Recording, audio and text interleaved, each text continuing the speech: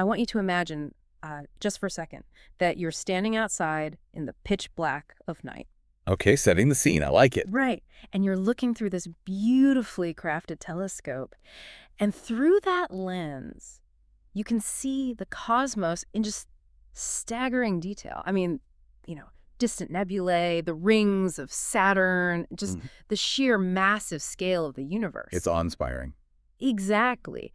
But now imagine someone walks up and they completely ignore the stars. Instead, they just start bowing down to the telescope. Oh, wow. Yeah. They're like praising the metal tube, worshiping the glass lenses, and insisting that the instrument itself is actually the entire universe. So they're completely confusing the window with the actual view outside. I mean, it fundamentally misses the point of what the instrument was even built to reveal. Yes, exactly. And that tension, between the messenger and the message, or the lens and the light, is at the very heart of today's deep dive. So Okay. welcome. We are so, so glad you're here with us. Is that Because today, our mission is to explore this really provocative essay. It's by an author named Xu Feng. It was translated by C. Dai and edited by Kadir. And, I mean, the title pulls absolutely no punches. And it really does. It's called Jesus is Not the Greatest Creator. Yeah, and that is a premise that immediately demands your attention, right? Yeah. Regardless of your philosophical or, your cultural background, Yeah. because it challenges a foundational narrative that's been around for basically 2 millennia. Right. But before we go any further, I mean, because this text obviously touches on deeply held religious beliefs and centuries of theology, we need to lay down some very clear ground rules for you, the listener. Very important. We are not here to take sides, at all. We are not endorsing, we're not validating, and we're definitely not trying to debunk the theological viewpoints in this essay. Our goal today is strictly impartial. Absolutely. We're basically just playing tour guides today. Exactly. We are just here to unpack the original source material, to understand this specific author's argument, their underlying logic, and, the unique perspective they bring to what is a deeply complex historical conversation. And that is a crucial distinction to make. We are just examining the architecture of Shifeng's argument.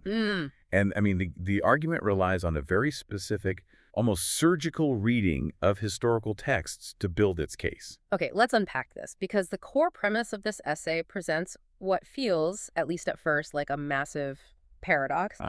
On one hand, the author heaps just this immense glowing praise onto Jesus, like he goes all in.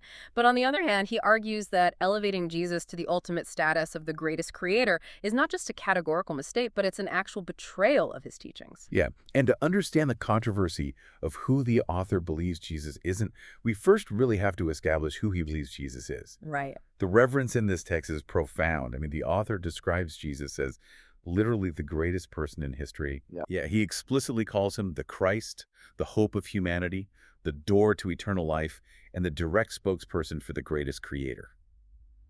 The text basically suggests that humanity literally cannot overpraise his effectiveness in that specific role. So think of it like having the ultimate flawless ambassador representing a nation.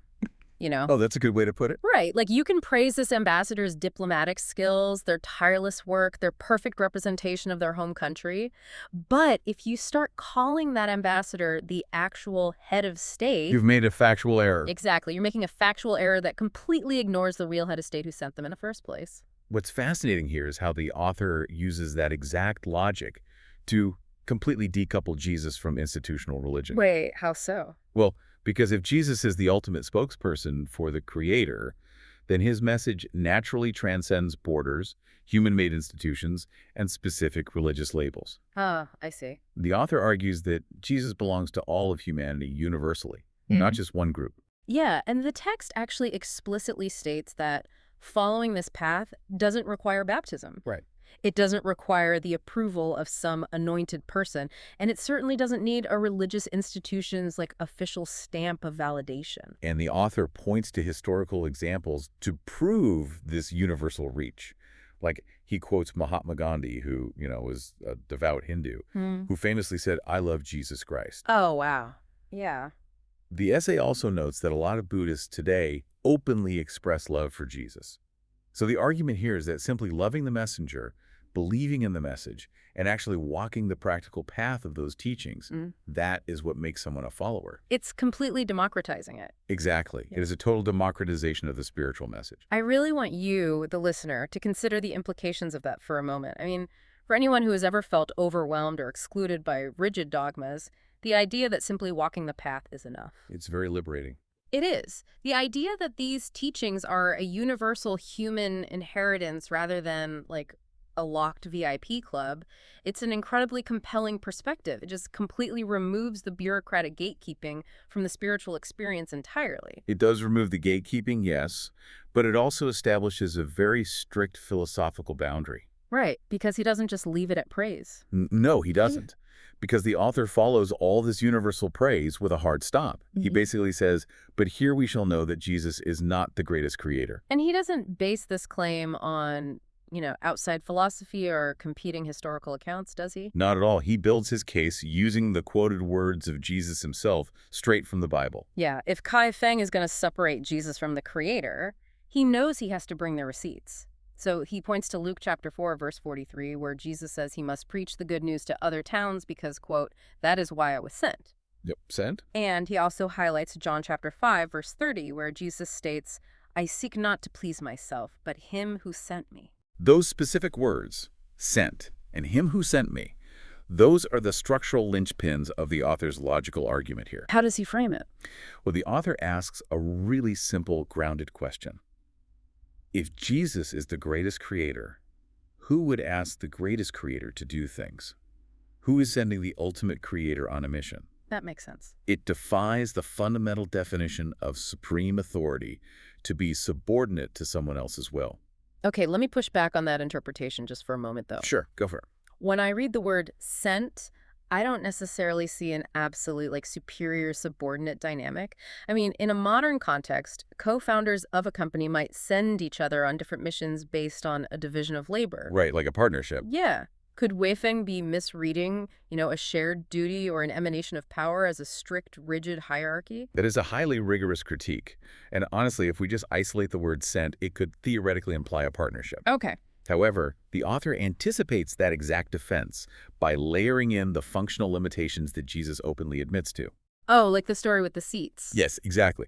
He brings up the anecdote from Matthew chapter 20, verses 21 through 23. This is the story where the mother of Zebedee's sons comes up to Jesus and basically asks if her boys can have the prime seating arrangements in his kingdom. Right, one on his right, one on his left. The ultimate request for, administrative favor. Precisely. And Jesus does not say, I yield to my partner on this matter. What does he say? He explicitly tells them that sitting at his right or left is not his to grant. He literally states those places belong to those for whom they have been prepared by his Father. Oh, wow. Yeah, he is admitting a literal lack of administrative power. If Jesus were the singular supreme authority, the greatest creator, he wouldn't have to inform a follower that he lacks the jurisdiction to grant seating arrangements. Okay, yeah. When you look at it through that specific lens of jurisdiction, the hierarchy becomes much, much sharper. It really does. And the author also zeroes in on a fascinating verse in Matthew chapter 12, verse 32, to reinforce this boundary, where Jesus says that anyone who speaks a word against the Son of Man can be forgiven, but speaking against the Holy Spirit will not be forgiven. Yeah, that's a big one. The author reads this as an act acknowledging a clear separation of status. It's like, offend the messenger and the rules of grace apply, but offend the ultimate source, the creator, and the rules fundamentally change. Right. It establishes a very clear boundary of reverence. Jesus is deliberately placing himself below that ultimate threshold. He's acting as the executor of the will, not the author of the will. Here's where it gets really interesting, though, because the essay moves chronologically from these teachings to his final, most agonizing moments. The author looks at the crucifixion to cement this separation permanently. Yeah, this part is heavy. It is. He cites Mark chapter 15, verse 34, where Jesus cries out, my God, why have you forsaken me? And then Luke chapter 23, verse 46, Father, into your hands I commit my spirit. And looking at traditional theology, there's always this incredibly complex dance around the crucifixion, right? Like how a divine, omnipotent being can experience death. Exactly. But Sui Feng seems to just cut right through that theological knot. He treats these final words not as a mystical mystery, but as a literal, factual statement of a subordinate speaking to a superior. This raises an important question, well, multiple questions, actually, that the author poses to the reader's basic sense of logic. What does he ask? First, he asks, can mortal man condemn the greatest creator to death? Is humanity actually more powerful than God? Oof. Right. The implication is that if Jesus is the greatest creator, then the creator can be overpowered, mocked, and killed by human creations. Mm-hmm. And from the author's perspective, this just shatters the very definition of an omnipotent creator. And the second logical provocation the author brings up is about the act of prayer itself. If Jesus were the greatest creator, to whom was he praying his entire life? And especially in that moment of ultimate agony on the cross. If he is God, praying to himself while dying just lacks basic logical coherence. It really does. The author uses these final moments as undeniable proof that Jesus and the creator are distinct, separate entities. Because, committing your spirit into someone else's hands requires those hands to actually belong to a higher authority. The essay thoroughly establishes the scriptural, logical, and functional evidence of this separation. But, and this is the big but, this forces a massive historical reckoning. Oh, for sure. Because if the scriptural hierarchy is this explicit, if Jesus says he lacks ultimate authority and literally prays to a higher power, how did humanity arrive at a 2,000-year global consensus claiming the exact opposite? Right. And the author's answer to that question is arguably the most intense part of the entire essay. It gets very dark. Yeah, he doesn't view this as some centuries-long game of telephone or a benign translation error. He literally calls it an evil purpose. The text outlines a deliberate scheme to artificially inflate Jesus' status, to basically turn the ambassador into the head of state, specifically so that people will distance themselves from the true creator, and more importantly, distance themselves from the actual work Jesus asked them to do. Yeah, we really need to analyze the mechanics of how this scheme operates, according to the author. Please do, because it's a lot to wrap your head around. He is pointing out a psychological loophole that human beings naturally gravitate toward. By praising Jesus with their lips, by calling him the absolute supreme God, people feel they have fulfilled their religious duty. Right. Worship basically becomes a convenient substitute for obedience.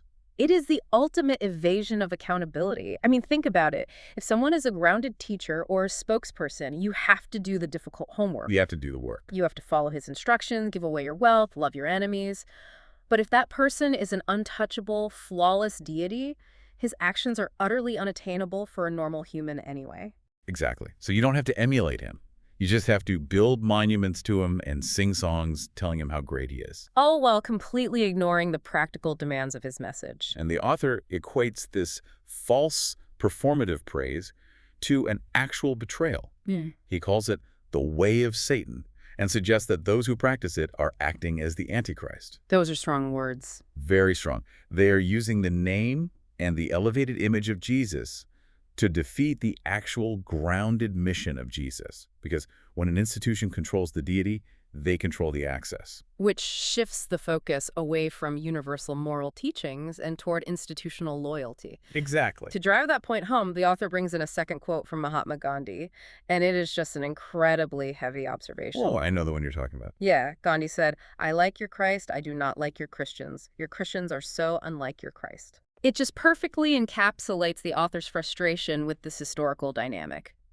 It highlights the vast canyon between the beautiful, practical teachings of the spokesperson and the lip service of followers who've basically built a shimmering idol out of the messenger while leaving the message to gather dust. It is a devastating critique of performative religion. Yeah. But, I mean, a critical reader familiar with the source text is going to point to the obvious counterargument here. Oh, absolutely. What about the verses where Jesus seems to explicitly claim equality with God? Right. John chapter 10, verse 30 is the famous one. Jesus says, "I and the Father are one." Like, a critical thinker is going to drop that verse on the table as absolute proof that the author's hierarchy is totally flawed.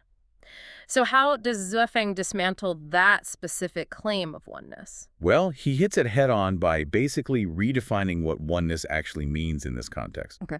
The author argues that saying, "I and the Father are one," does not mean the Son is literally the Father. It's not a statement of biological or entity-based identity. What is it then? It is a statement of perfect alignment. Could you break down how the author differentiates alignment from identity? Sure. Think of a master architect who designs a brilliant, incredibly complex blueprint for a massive building. Okay, I'm picturing it. Then you have the master builder, the executor, who takes that blueprint and follows it down to the absolute microscopic millimeter. Right. When you look at the finished building, the builder and the architect are unified. They are perfectly aligned in mission, in vision, and in execution. But the builder laying the bricks is still physically distinct from the architect who conceived the plan. Oh, I see. They are one in purpose, not one in physical entity. Exactly. The author explains that Jesus has been with the Creator throughout many ages, acting as the honest son who dutifully and strictly carries out the Creator's will without any deviation. That distinction changes the entire reading of the text. It does, and if we connect this to the bigger picture, the author grounds this interpretation in a profound cultural and philosophical touchstone. He brings in the traditional concept of Tianren-Hiye. Tianren-Hiyi, which translates to the unity of humanity in heaven, right? Yes. So how does that concept function within the author's argument here? Well, Tianren-Hiyi implies a state of ultimate spiritual maturity, where a human being reaches perfect harmony and alignment with the cosmos, with the natural order, and with the will of heaven. Okay. Their actions become indistinguishable from the flow of the universe. Mm-hmm. But, as the author acutely points out, just because humanity aligns perfectly with heaven, that does not mean a human being literally transforms into the sky. That makes total sense. In the same way, Jesus being flawlessly aligned with the greatest creator, maintaining that oneness from the beginning of time through his absolute fidelity to the Creator's will, it doesn't magically mutate him into the Creator. No, it doesn't. It makes him the ultimate perfect reflection of the Creator's intent. And that is a profound argument about the nature of reverence. The author is basically asking humanity to honor the reflection without mistaking it for the original light source. Wow. We have covered incredible ground today. I mean, we've explored how Xue fiercely defends Jesus as humanity's absolute greatest figure, a universal beacon of hope whose message requires no borders, no baptism, and definitely no bureaucracy. Not at all. And we've traced the meticulous scriptural and logical arguments, from the acknowledgement of being sent to the functional limitations of his administrative authority, right down to the heartbreaking logic of his final prayers on the cross to a higher power. And we also unpacked the psychological warning about the dangers of lip service. Right, the evil scheme. Yeah. The author makes a really compelling case that artificially inflating the messenger to the status of the Creator is actually a deep, tragic betrayal. It replaces the difficult work of practical obedience with the easy out of performative worship. So what does this all mean? We promised you at the beginning we weren't here to tell you what to believe, but just to explore this specific lens. And I really want to leave you with a final thought to mull over on your own. I'd love to hear it. Consider the broader implications of how human beings interact with visionaries, messengers, and profound thinkers throughout all of history. It's a pattern. It is. How often do we take someone with a radical, challenging, boots-on-the-ground message and elevate them to such a mythical, untouchable status that we actually end up excusing ourselves from following their advice? Yeah, we put them on a pedestal so high that we can no longer hear the practical things they're asking us to do down on the ground. Exactly. We stare right past the cosmos and we worship the telescope. Thank you so much for exploring this with us. Keep questioning, keep looking through the lens, and we'll see you on the next deep dive.